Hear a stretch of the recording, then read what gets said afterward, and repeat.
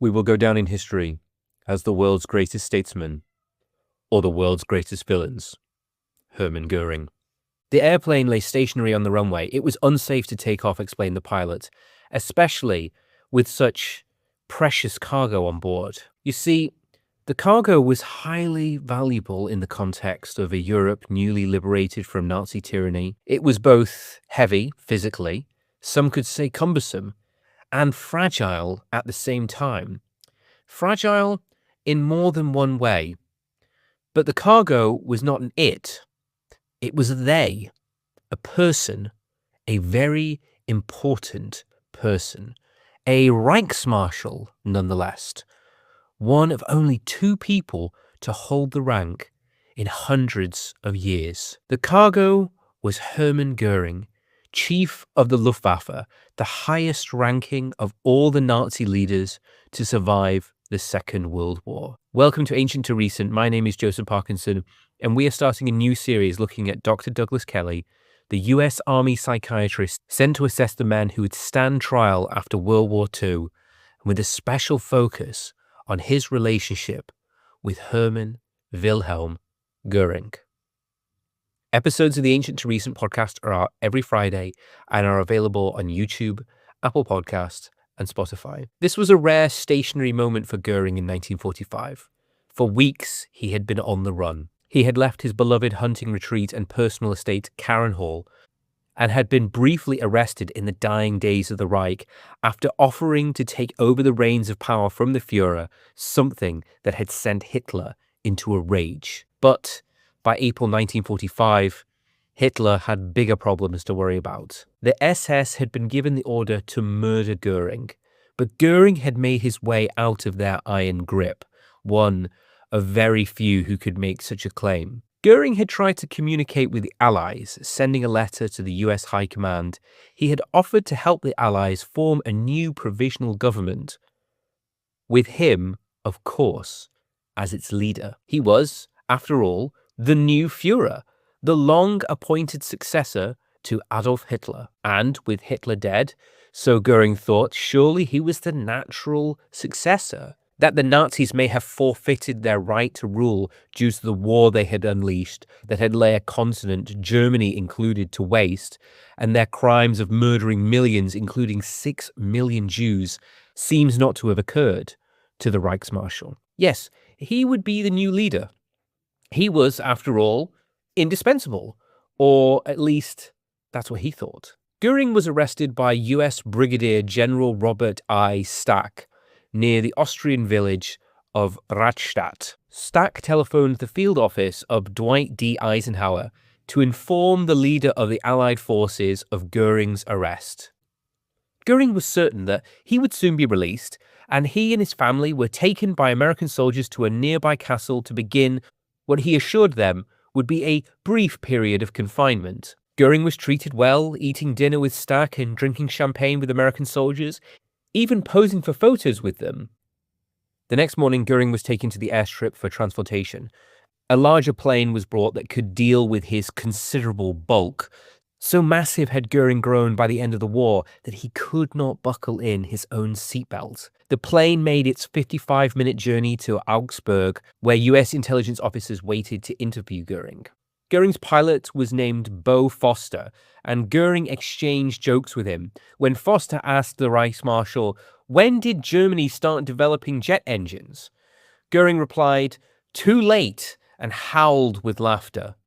In Augsburg, Göring was no longer treated as an honored guest. Göring had begun sending a stream of correspondence to Dwight D. Eisenhower, the supreme commander of all Allied forces in the Western Theater, demanding an audience which Göring believed that his rank entitled him to. After Augsburg, Göring was to be moved again.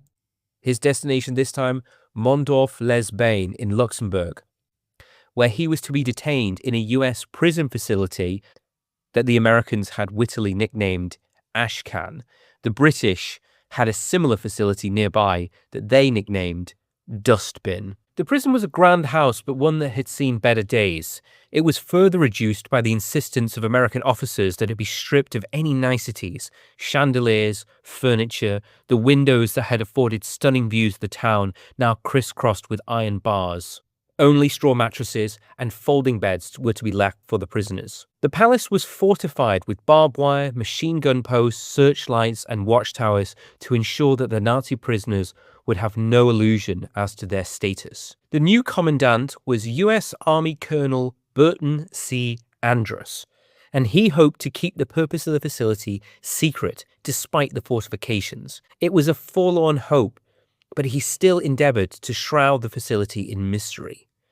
Ashcan was home to a veritable who's who of Nazi A-listers. Karl Dönitz, the former head of the Kriegsmarine, the German Navy, and the man who had replaced Göring as Hitler's successor, as one last act of revenge by the Führer against the disloyal Göring, was in residence.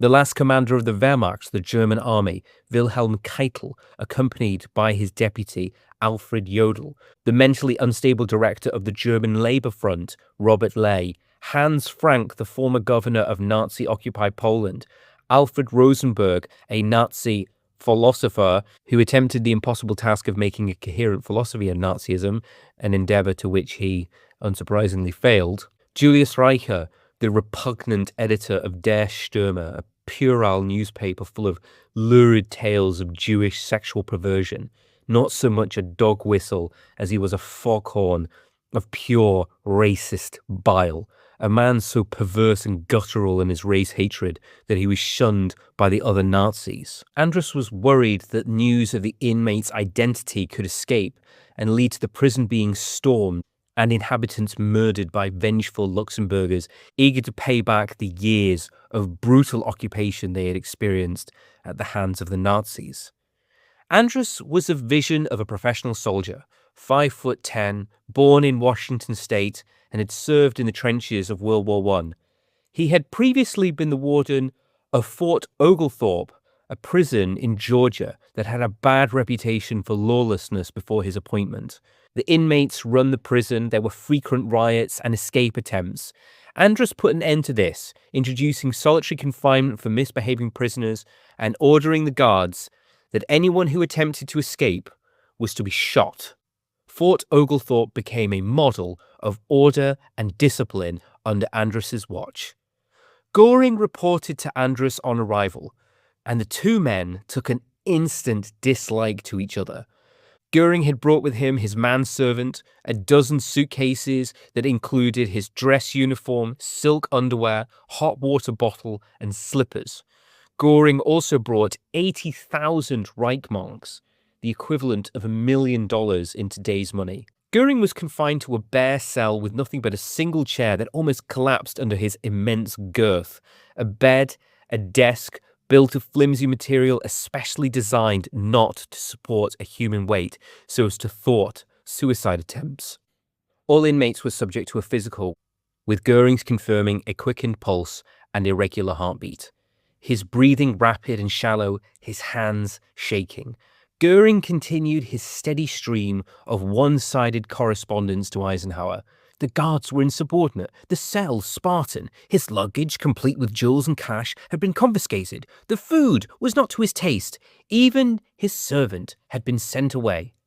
Andrus finally lost his temper with Goering's pretentiousness, informing Goering in no uncertain terms to cease his complaining and acclimatize himself to his new life as a prisoner. The prisoners awoke early and assembled at 7:30 in the dining hall for a breakfast of soup, cereal, and coffee. Lunch typically consisted of pea soup, beef hash, and spinach, and dinner was powdered eggs, potatoes, and tea. The prisoners were allocated seats, Andrus making a point of making prisoners who particularly despised each other sit nearby. Hermann Göring was the son of a judge and a colonial official born in southwest Africa. Göring had served with distinction in the embryonic German Air Force in the First World War. He had shot down 22 Allied planes and survived a crash landing. He was a decorated war hero, but he had, like many Germans, taken Germany's defeat in the war badly. Restless and dejected in the humiliating turmoil of Weimar Germany, he had encountered Hitler early in Hitler's rise to power. first hearing Hitler speak on a soapbox, Goering found Hitler's witch's brew of anti-Bolshevism, Jew hatred, and extreme nationalism intoxicating. Goering's reputation as a war hero allowed him to soon assume a leading role within the Nazi Party. Hitler wanted Goering to lead the Sturmabteilungen, or SA, the Nazi paramilitary brown shirts.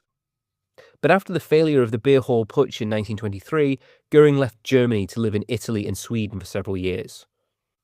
Goering was a key player in the Nazi Party's march to power, playing an important role in many of the most significant events that allowed Hitler to become the Führer. The Night of the Long Knives, the foundation of the Gestapo, the Nazi secret police, the establishment of Dachau, the first Nazi concentration camp. Goering was involved in all of them. Goering helped craft the Nuremberg laws, the legal basis for stripping German Jews of their rights and clearing the way for the final solution. By the outbreak of World War II, Goering was one of the most powerful and recognizable faces of the regime. Goering used his position of power to indulge his every whim, to amass a huge fortune that afforded him an extravagant life.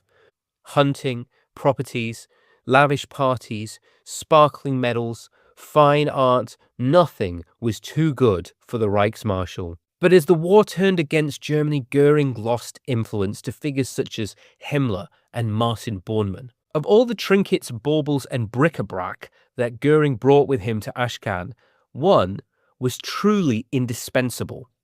As the US servicemen went through Goering's luggage, they found a vast collection of pills that Goering insisted was medication for a heart condition. Andrus confiscated the pills and sent some for analysis to understand just exactly what they were. US scientists found that these were no heart medications, but instead they were a painkiller called paracodeine that Goering was self-medicating with as many as 40 a day. So severe was Goering's addiction that the Reichsmarschall had managed to acquire the entire world's supply of this particular drug. Goering had instructed German pharmacists to mass produce the drug specifically for his personal use. The position of Reichsmarschall does have some perks after all. Andrus was warned not to make Goering go cold turkey, but instead to begin weaning Goering off the drugs and to keep his superiors informed of Goering's progress.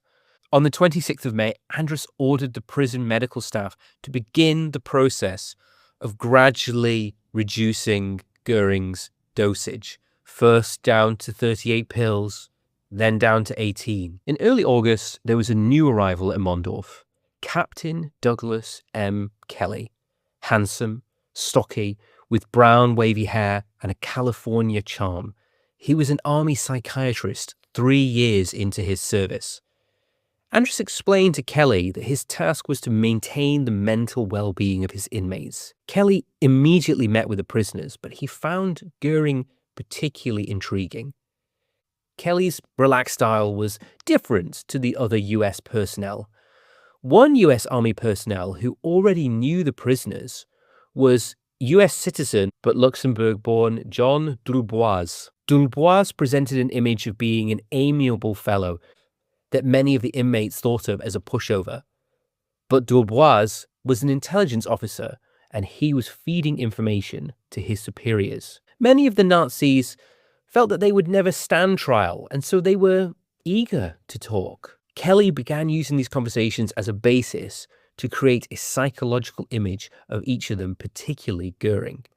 Goering would sit at the end of his bed, boasting to Kelley about his adventures, his deeds of daring do. He seemed to believe that he was invincible.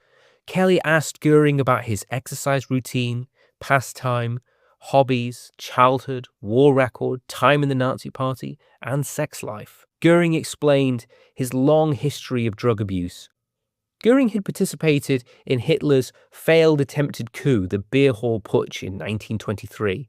An amateurish, bungled attempt to seize control of local government and repeat Mussolini's march on Rome that had led to a gun battle in the streets of Munich. Several Nazis had been killed. Goering was wounded, being shot in the thigh. Goering subsequently developed an infection that required a long hospital stay, and it was during this convalescence that Goering received regular, large doses of morphine, which he subsequently became addicted to. After leaving Germany, Goering moved to his first wife's native land of Sweden, but his addiction followed the newlyweds. Goering's addiction started to get the better of him in the mid-1920s, resulting in his first wife committing him to a recovery facility in Sweden, where he was forced to go cold turkey, which drove him nearly insane. He assaulted a nurse and tried to break into the hospital's drugstore before being forced to wear a straitjacket. He overcame his addiction but relapsed again in 1927. Goering fought back, even avoiding drugs during the mourning for his first wife, Karen, who died in 1930. But in 1937, things took a turn once again. A toothache led his dentist to introduce Goering to paracodeine, instructing him to take 2 tablets a day. Goering's cravings became insatiable and overcame his willpower. His addiction spun out of control. Goering fought hard to control his cravings, but as Germany began to lose the war, the stress and Goering's declining power gave a further boost to his insatiable thirst. By the end of the war, Goering was taking close to 100 paracodeine a day, 3 times the maximum recorded dose. Kelley learned how to manipulate Goering by appealing to his vanity. He encouraged Goering to kick his drug habit and lose weight by appealing to Goering's sense of himself as a great man. Goering set about transforming his life. Goering lost considerable weight and kicked his pill habit. Douglas Kelley had no particular experience with war criminals or drug addicts. His assignment had come quite out of the blue. Many psychiatrists had applied for the opportunity to understand the Nazi leaders. Some had wanted to understand the Nazi mind. One even wanted to remove the brains of the Nazi leadership for dissection. The US Army turned them all down, picking instead Douglas Kelley, who had not even applied for the job. Kelley was intrigued by the Nazi leadership and wanted to understand what had driven such men. Were they mad? Did they have a particular personality type? Was there such a thing as a Nazi mind that could be isolated, studied, and possibly eliminated? Was there something unique to the Germans as a people? He was determined to find out. Kelley recognized straight away that Goering was highly intelligent, a cut above the other Nazi leaders. Kelley observed Goering. Goering was intelligent, that was for sure. He was jovial, charming, funny even. But there was another side to Goering. He was also ruthless, driven, and had a total disregard for those beyond his immediate friends and family. The city of Nuremberg had a special place in Nazi mythology. Nuremberg was the site of many of the Third Reich's greatest triumphs. Hitler held his annual mass rallies for the Nazi Party faithful, lapping up their adulation as the hysterical crowds drank in his siren song of blood and soil. It was in Nuremberg on the 15th of September 1935 that Hitler announced a new set of laws to protect the blood of the German Volksgemeinschaft. German Jews, one of the most integrated Jewish communities of any society in the world, that identified so strongly with Germany, that had disproportionately, of all Germany's minorities, volunteered to fight in the trenches of the First World War, were stripped of their rights. No Jew was allowed to marry or have sex with a non-Jew. Jews were stripped of their citizenship and became stateless persons. By 1945, the spiritual home of National Socialism was a shell of itself. Heavy bombing had destroyed much of the city, and its citizens had been reduced by the ravage of war to desperation. Many Nuremberg residents had fled. Those that stayed lived out their days in shattered, bombed-out homes, many of them huddled in basements without running water or electricity. Scarcity, desperation, and the presence of large numbers of occupying soldiers with cash and rations at hand led to a flourishing black market. Many German women sold their bodies to British or American soldiers for a packet of cigarettes, a loaf of bread, or a pair of nylon stockings. But soon enough, Nuremberg would attract the world's attention yet again. It was because Nuremberg's special place in Nazi folklore that it had been selected for the trial of the century, the surviving leaders of the Third Reich were to face justice in the very heart of the empire that they had built. The Palace of Justice was one of the few buildings not to be completely destroyed by Allied air power, though it had taken substantial damage. Its upper floors had been gutted by fire, and Clock Tower had collapsed. It had been the scene of a desperate last stand by fanatical SS units in May 1945, and during Hitler's reign, the court had dealt out punishments to the enemies of the Reich. But now, it was to be the leaders of Nazism who would stand in its docks and have to give account for their years in power. The courtroom was littered with shattered glass, discarded Coca-Cola bottles, fallen masonry. The ceiling had to be propped with timbers, and it was German workers who were responsible for making the courtroom fit to hold such a historic event. Even after a monumental effort, the courtroom floor collapsed in on itself and had to be totally refitted. Andrus feared an uprising by fanatical Nazis attempting to free the defendants.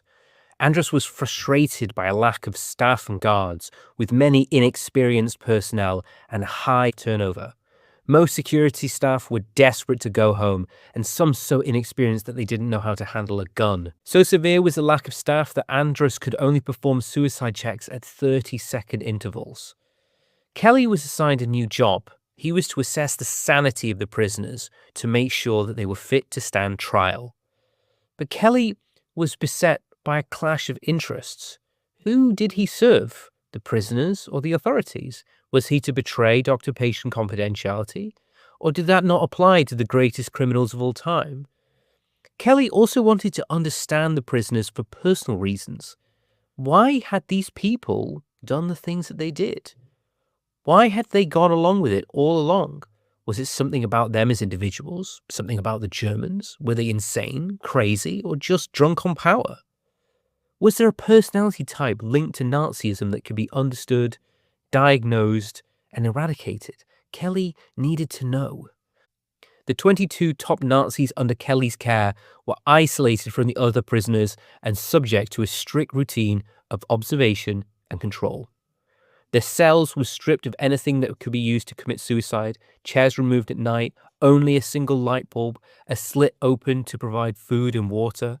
Silence was to be maintained in the cells, but the jails echoed with the sound of pacing, muttering, and the jangling of keys. Inmates were to be observed even when on the toilet.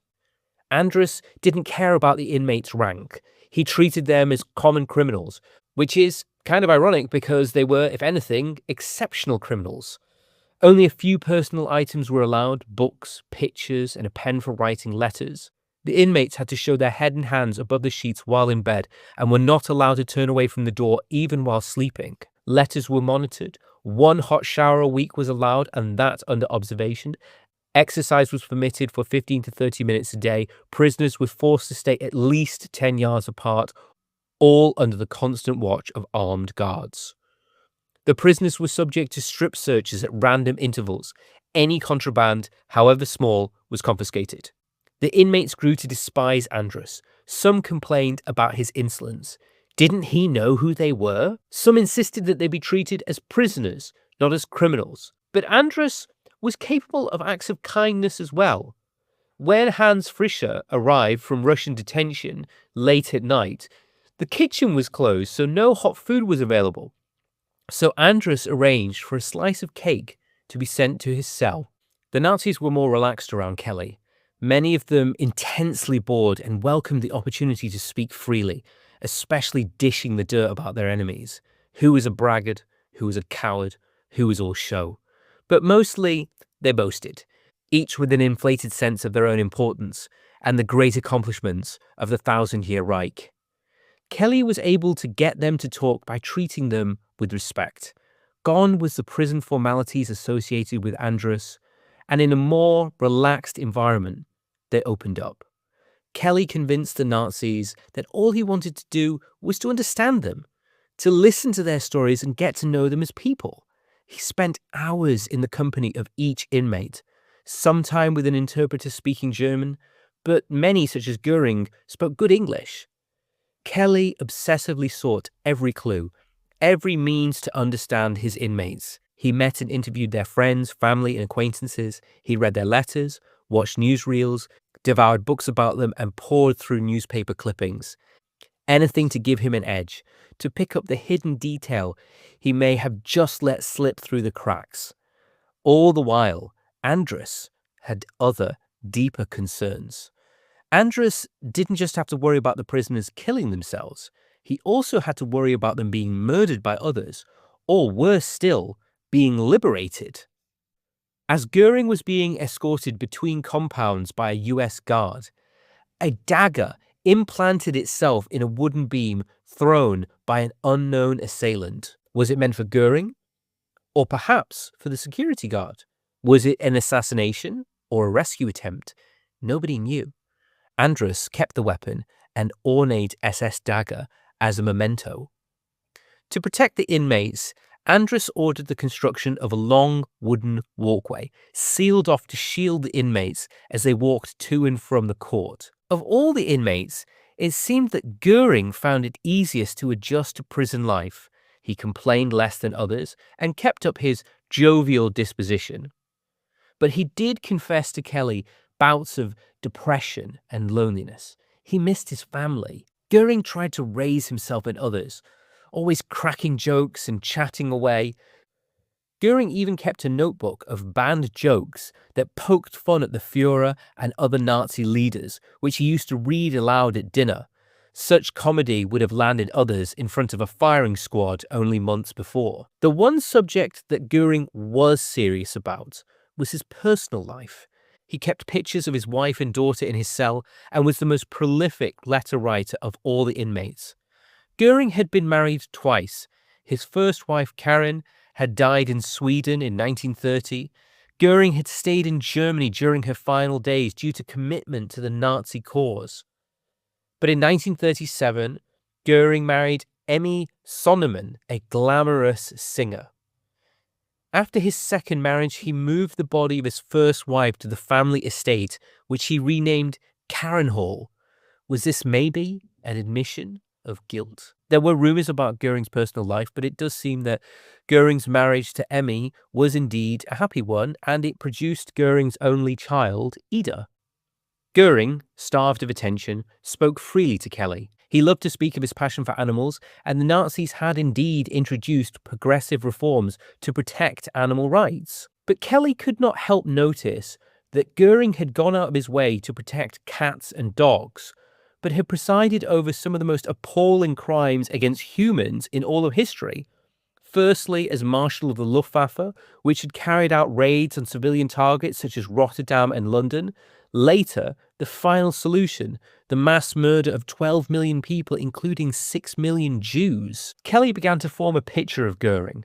Charming, intelligent, charismatic, cultured, wicked, selfish, ruthless, heartless.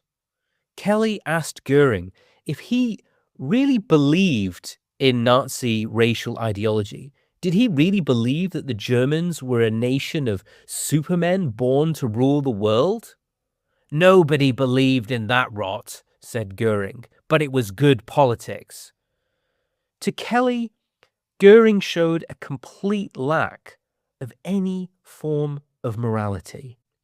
Goering did, however, seem, if not necessarily to have liked Kelley, to at least have enjoyed him. Goering gave Kelley a signed photograph of himself, almost as if he was trying to confirm Kelley's image of Goering as a narcissist.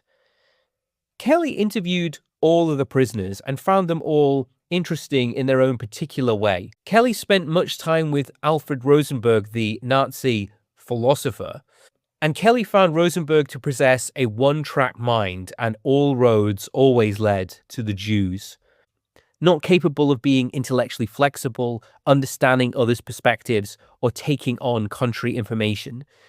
Despite his pretensions of being a great intellectual, Rosenberg could hardly complete a sentence, with his thoughts often trailing off. Rosenberg felt himself to be totally innocent. He could not connect how his years of propagandizing the worst race hatred imaginable would make him culpable for those inspired by his ideas. Even less impressive was Julia Streicher. Streicher stood out as an outcast. He was a long-winded peddler of race hatred, a fanatical Nazi. Anti-Semitism wasn't part of his worldview. It was his entire worldview. For Stryker, everything came back to the supposed maligned influence of the Jews. Stryker advanced outlandish theories such as Jesus Christ was an Aryan, the Jews were a race of pedophiles, and that the Virgin Mary was a prostitute. Stryker was hated by the other Nazis. Dönitz even went as far as to petition Andrus for Stryker to be removed due to his reputation as a sadist, pervert, and rapist. Stryker was described by Rebecca West, columnist for The New Yorker, as a dirty old man, the sort of witch that gives trouble in parks. Stryker, like the others, took no responsibility for his crimes. He was no stranger to the Nuremberg jails that he was now confined in. During the Reich, he had been a frequent visitor, where he used to partake in whipping of inmates. Stryker considered himself a martyr for the German people and for the Nazi cause. Robert Ley, the leader of the Nazi Labour Front, the body that took over from the trade unions after they were crushed, had hid in a shed in the mountains immediately after the war. Ley had attempted suicide 3 times already and was highly volatile. Badly injured as a pilot in World War I, where he received suspected brain damage, he gave the appearance of intelligence, but was described by one US interrogator as just a, and I quote, bullshitter of the highest order. He was a bundle of nervous energy, constantly pacing and shouting, waving his hands. Ley was a devoted follower of Hitler, who wrote a book about the Führer so dripping in praise that Hitler himself found it embarrassing and had all the copies pulped.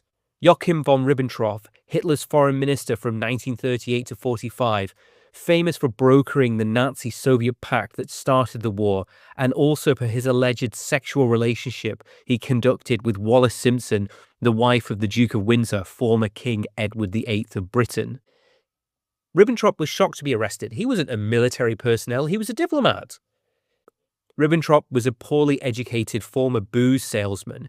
He had contempt for Americans, based on a stint in New York where he had failed to sell champagne, which he attributed to the low level of cultural development amongst Americans. Prickly, sensitive, and personally attached to Hitler, who he clung to in need of a strong figure to lead him. Another was Ernst Kaltenbrunner, the most senior Gestapo figure at the trial, a former lawyer with a scarred face from a car crash. Despite his considerable frame, Kelley assessed that he was a typical bully, brutal when in power, but a coward when threatened. As Kelley continued his interviews, preparation for the trial began. Massive amounts of documentations were needed to be compiled from all over Europe. This required huge amounts of manpower. And there was a further problem. Nothing like this had ever been attempted before. The Nazis had, after all, been the legal government, technically, of Germany. And the crimes that they had committed, at least within Germany, had been, hypothetically at least, legal. Under whose law were the Nazis to then be tried? Should there even be a trial? The Soviets advocated simply shooting the Nazis and being done with it, but the British and Americans wanted to make a point.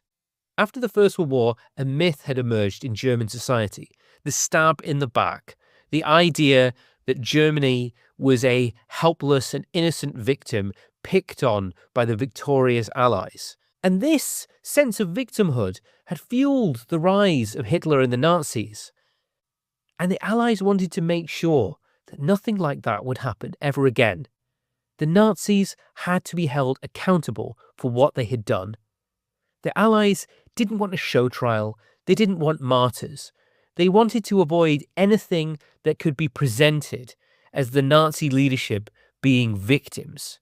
They wanted real justice, so that for hundreds of years, people would point to what happened at these trials as an example of due process, where the lies and the crimes of the Nazis were finally exposed. The OSS, the Office of Strategic Services, the US Wartime Intelligence Department, was responsible for handling the trial, with the proceedings to be led by William Wild Bill Donovan and Chief Prosecutor Robert Jackson. And there was no lack of evidence.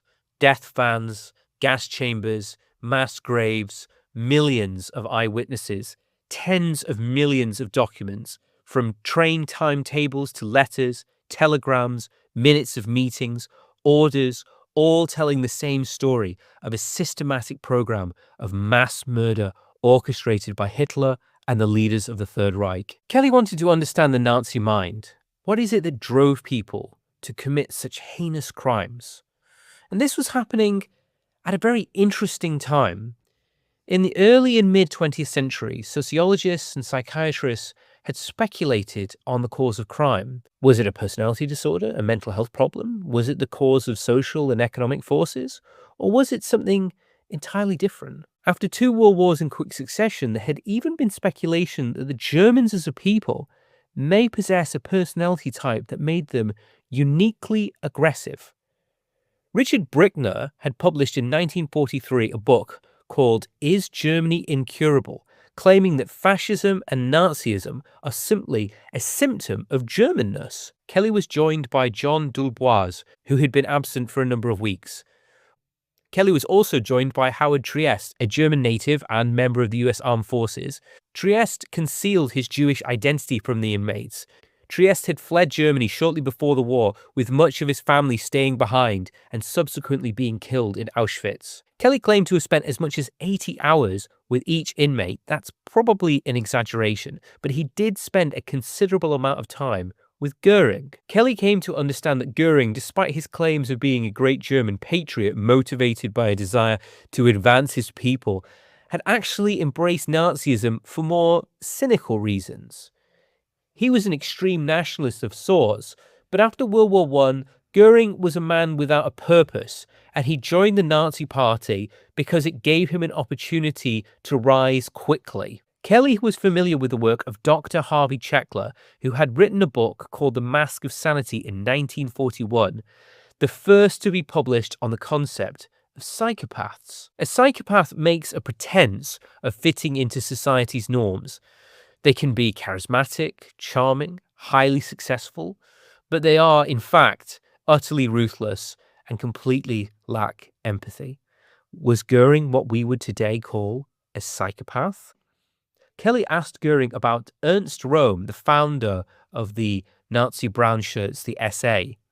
Goering and Röhm had worked closely together in the 1920s and were friends, but Goering had Röhm killed in the Night of the Long Knives. When Kelley asked how Goering could have sanctioned the murder of a close friend, Goering simply shrugged his shoulders and said, "He was in my way." The only people Goering had genuine personal feeling for were his wife and daughter. Goering began to feel comfortable around Kelley, entrusting Kelley to take a number of letters to his wife Emmy. Goering even asked Kelley if, in the event of something happening to him and his wife, Kelley would adopt their daughter Ida and take her to the United States of America. On the 8th of October, an ambulance arrived at the prison grounds. A tall, scrawny man with a shock of black hair stepped out. Rudolf Hess was back in Germany for the first time in 4 years. On May 10th, 1941, on the advice of his astrologer, Hess, the deputy Führer, the third highest ranked Nazi, had piloted a Messerschmitt fighter to Scotland, parachuting out in an attempt to meet Douglas Hamilton, 3rd Duke of Hamilton, that Hess had met in the 1936 Munich Olympics. Hess wanted to meet the king, get Churchill sacked, and form an alliance with Britain to attack the USSR. Hitler had no prior knowledge of these plans and declared Hess insane.